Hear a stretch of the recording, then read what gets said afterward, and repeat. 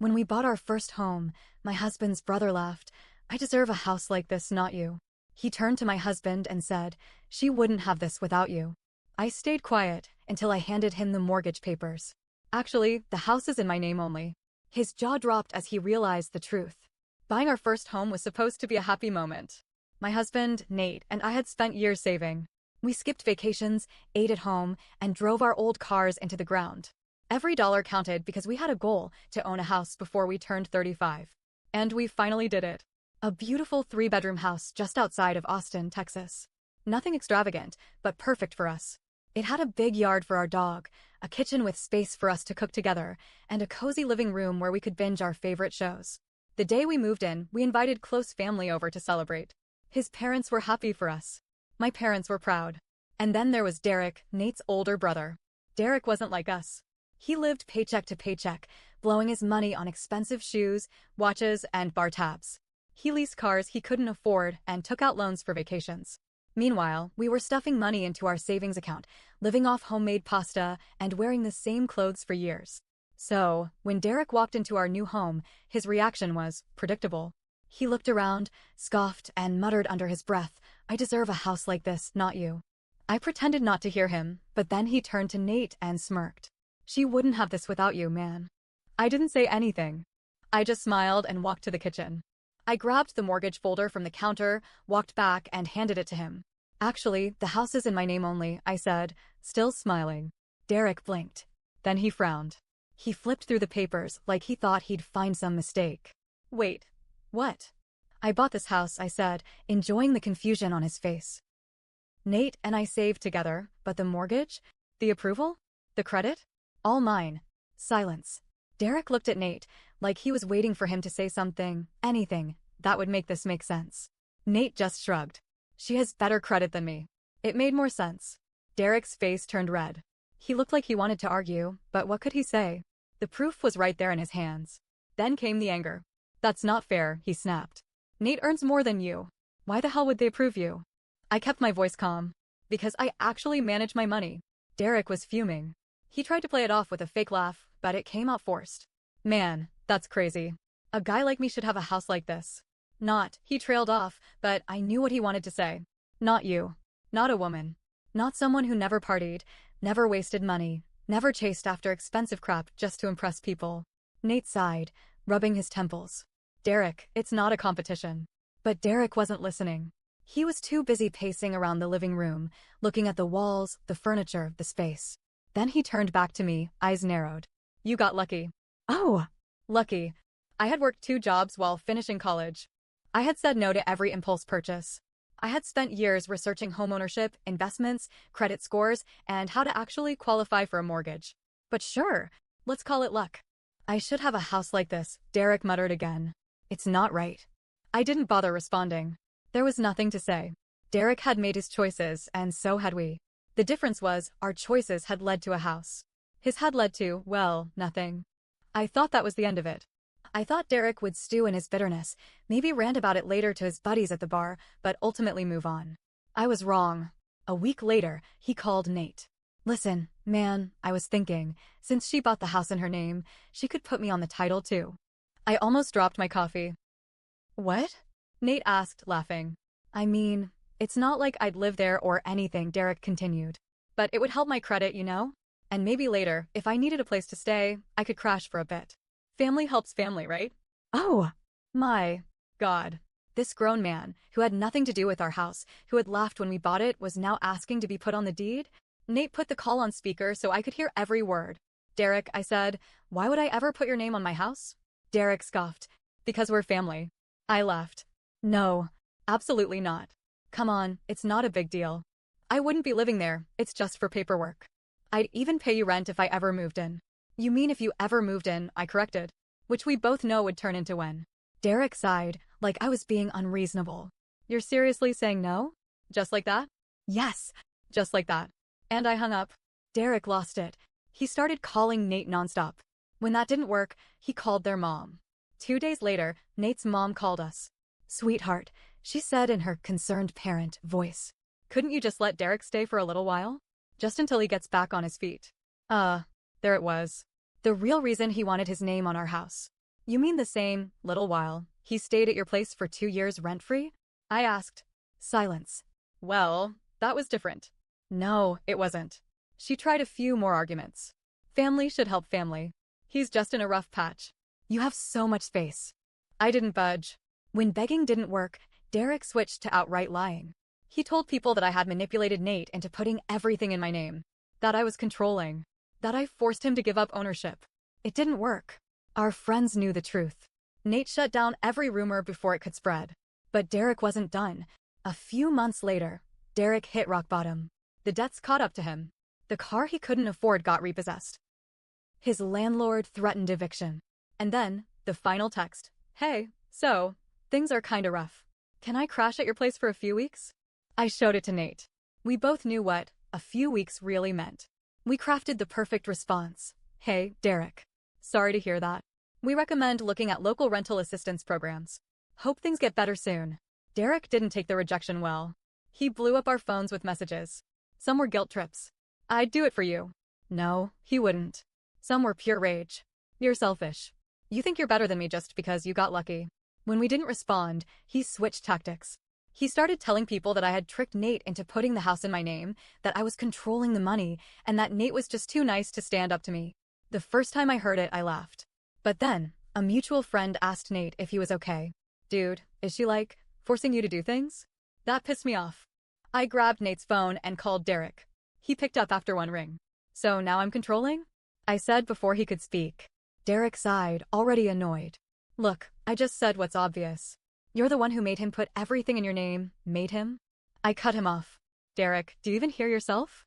What power do you think I have? Mind control. I mean, it's just weird, okay? Most guys handle the money, not their wives. And there it was. I let out a slow breath. You're mad that I have something you don't. That's all this is. Derek laughed bitterly. Oh, get over yourself. You act like you're some financial genius. You just got lucky Nate makes good money. I smiled. And yet, here you are. Broke. Homeless. Begging me for a place to stay. Silence. Then he hung up. But he wasn't done. A week later, Nate and I were out grocery shopping. When we got back, something felt off. The front door was locked, but the back door? Unlocked. Nate walked inside first. Then he froze. What the hell? Derek was in our living room. Feet up on our coffee table. A beer from our fridge in his hand. The audacity of this man was unreal. Oh hey, he said casually. I was gonna text you. Hope you don't mind, I let myself in. I was stunned. Let yourself in? I echoed. With what? We changed the locks when we moved in. Derek grinned. Mom still had a copy of Nate's old key. She gave it to me. I felt my blood pressure skyrocket. Get out. Derek laughed. Relax. I was just checking out the place. I figured you guys wouldn't mind me crashing here for a few days. Nate stepped forward, his voice deadly calm. Derek, you have exactly 1 minute to get out before I call the cops. Derek scoffed. Come on, man. You wouldn't call the cops on your own brother. I pulled out my phone. Try me. For the first time, Derek hesitated. He looked at Nate, waiting for him to do something, say something. But Nate just folded his arms. She said get out. Derek scowled. You're a goddamn idiot, Nate. She's turning you against your own family. Then, he grabbed his beer, chugged the rest of it, and stormed out. I locked the door behind him. That should have been the end of it. It wasn't. 3 days later, I got a notification from my bank. A credit card I didn't recognize. A charge for $1,200. My stomach dropped. I knew exactly who it was. I called the bank immediately. Ma'am, this card was opened under your name 2 days ago. The charges were made online. Derek. It had to be Derek. But how? Then I remembered. He had gone through my mortgage papers. My personal information had been on them. I clenched my fists. I didn't open that card. That's fraud. The bank rep paused. Would you like to report it to the authorities? I took a deep breath. Yes. Derek had crossed a line he couldn't come back from. And this time, he was going to pay for it. I didn't tell Nate right away. I wanted all the details first. The fraud department moved quickly, freezing the account before any more charges could be made. Then they confirmed what I already knew. The address on the new credit card? Derek's. The IP address used to sign up? Also Derek's. I was fuming. But the real cherry on top? He had used the card to buy a down payment on a luxury watch. Not rent. Not food. A damn watch. That's when I told Nate. He was quiet for a moment, just breathing through his nose. Then he picked up his phone. I'm done with him, he said as he dialed. First, he called the bank and confirmed we were pressing charges. Then, he called his mother. She answered on speaker. Oh, hi sweetheart. How's mom? Did you give Derek my wife's personal information? Silence. Then what? No, of course not. Then why did he just open a credit card in her name? She gasped like this was shocking news. Oh my goodness, I had no idea. I rolled my eyes. Well, he's about to have a huge problem because I just filed a police report. Her voice went from shocked to panicked. Oh, honey, that's not necessary. He made a mistake, that's all. You don't need to get the police involved. I almost laughed. Oh, I absolutely do. That's when the real begging started. Come on, don't do this to him. He's already going through so much. Oh, I know, I said dryly. That's why I'm adding this to the list. Nate had had enough. Mom, stop. He stole from us. We're not letting it go. Then he hung up. A few days later, we got a call from the police. They had Derek in custody. Apparently, the idiot had tried to use the stolen card again, this time at the same store where he bought the watch.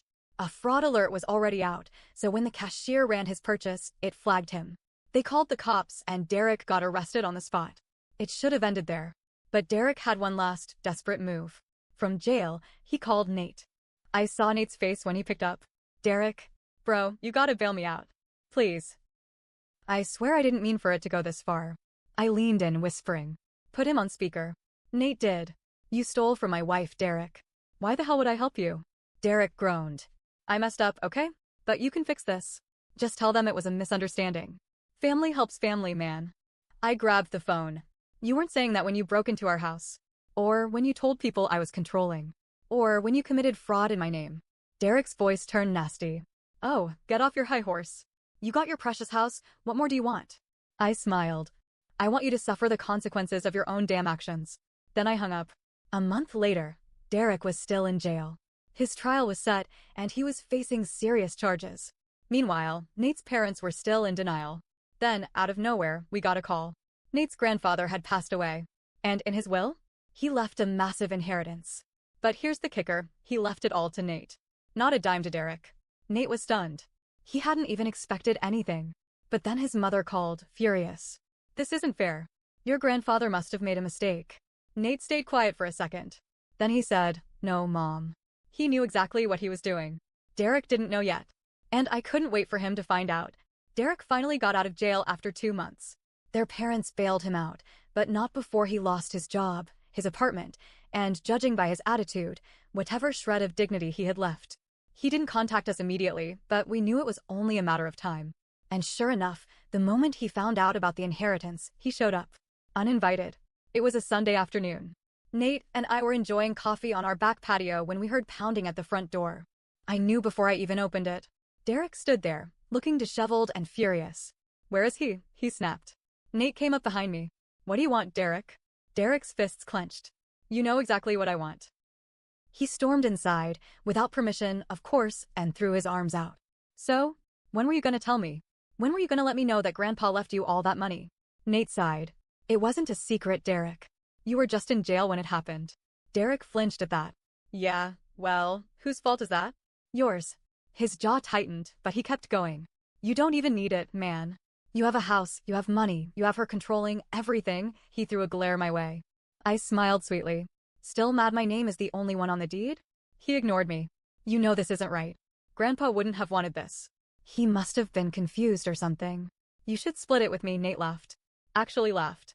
You really think Grandpa was confused? Derek, he was the smartest person in our family. If he left me everything, it's because he wanted to. Derek's face turned red. That's not fair. I was his grandson too. I should get something. I crossed my arms. Why? So you can blow it on another watch? Another car you can't afford? Another vacation while you're drowning in debt? Derek's eyes flashed. Stay out of this. Nate stepped forward. No, she's my wife. And you need to hear this, you don't deserve anything. Derek's whole body stiffened. Excuse me? Grandpa saw how you lived. He saw how you treated people. You never helped Mom and Dad with anything. You never took care of anyone but yourself. He knew you'd waste whatever he left you. Derek shook his head, as if trying to push the words out of his ears. Bullshit. It's the truth, I said. And you hate it. Silence. Then Derek pointed a shaking finger at me. She did this. She turned you against me. Nate didn't even flinch. No, Derek. You did this. You ruined your own life, and now you want to make it our fault. Derek was breathing hard, his hands shaking. His mind was working, trying to figure out his next move. Then, like the coward he was, he switched tactics. His face crumpled. Come on, man. I'm your brother. His voice broke, just a little. I've got nothing. I just need a little help. Just some of the money. That's all I'm asking. Nate's face didn't soften. You stole from us. You lied about us. You broke into our home. You tried to ruin my marriage. And now you want me to give you money. Derek swallowed. Yes. Get out. Derek's lip curled. You're making a mistake. Nate tilted his head. No. You made mistakes. I'm just finally done cleaning them up. I opened the front door. Goodbye, Derek.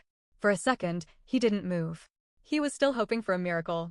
Then, without another word, he turned and walked out. We shut the door. And just like that, it was over. Derek didn't try to contact us again. Not directly, anyway. We heard through the grapevine that he was couch surfing, burning through whatever scraps of goodwill he had left. He tried to guilt-trip their parents into giving him money, but they were tapped out after paying his bail. Then, the real kicker, he moved in with some friends from high school.